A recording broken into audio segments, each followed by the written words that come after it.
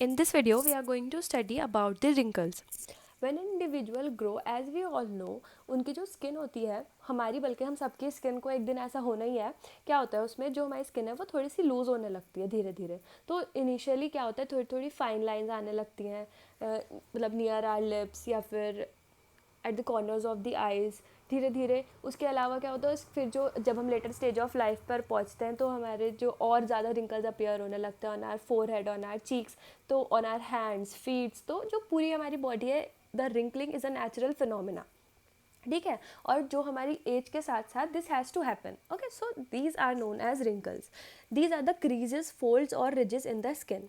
दे naturally appear as people gets older. सबको होना है एक बार, मतलब ऐसा कोई नहीं है जो हमेशा यंग रहेगा।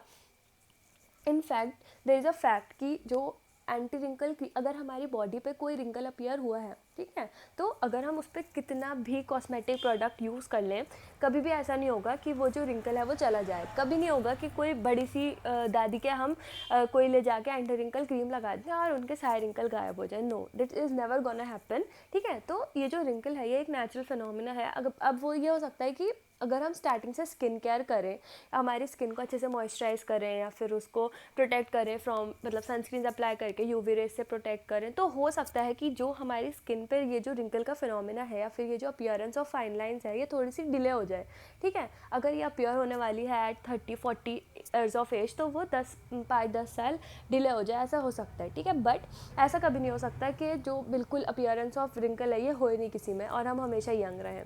अब तो बहुत ज़्यादा टेक्नोलॉजी भी आ गई है जिसकी वजह से जो, मतलब यूज़ ऑफ इंजेक्शन या फिर सर्जरीज़ की वजह से जो हमारी स्किन टाइटनिंग करते हैं लोग, लेकिन वो भी, मतलब जो नेचुरल वाली बात होती है वो उसमें नहीं रहती है। तो फेस में पता चलता ही है कि हमारी एज पता चलना ही है फेस से, तो हम कितना भी कोशिश कर लें, we can not stop this to happen, okay. So they are naturally appear as people gets older. The first wrinkle appear on a person face in the area where skin naturally folds during facial expression. सबसे पहले जो हमारे face पे appearance of wrinkles होते हैं वो ऐसी जगह होते हैं, हमारे फेस पे स्टार्ट होता है हमेशा अपीयरेंस ऑफ रिंकल्स, ठीक है। जो हमारे, जब हम बात करते हैं फिर हम स्माइल करते हैं तो जैसे हमारे लिप्स के साइड में, या फिर जब हम हंसते हैं तो हमारी आइज़ क्लोज होती हैं जिसकी वजह से साइड में थोड़ी लाइंस पड़ती हैं, तो ऐसी जगह पे स्टार्ट होता है हमारे रिंकल अपीयर होना।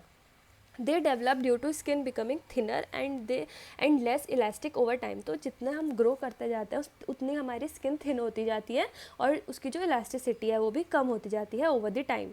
Wrinkles also known as rhytides may occur early in certain people due to sun exposure, dehydration and toxins. अगर कोई टॉक्सिन्स है या फिर सन एक्सपोजर ज़्यादा है उस इंडिविजुअल का, या फिर वो कम पानी पीता है, उसकी बॉडी में हाइड्रेटेड नहीं रहती, तो उसकी वजह से भी जो रिंकल्स हैं, जिनको हम राइटाइड्स भी बोलते हैं दूसरी साइंटिफिक लैंग्वेज में, ऑलवेज रिमेंबर, तो ये ऐसे भी कंडीशन में रिंकल जो है वो अर्ली अपीयर हो सकते हैं।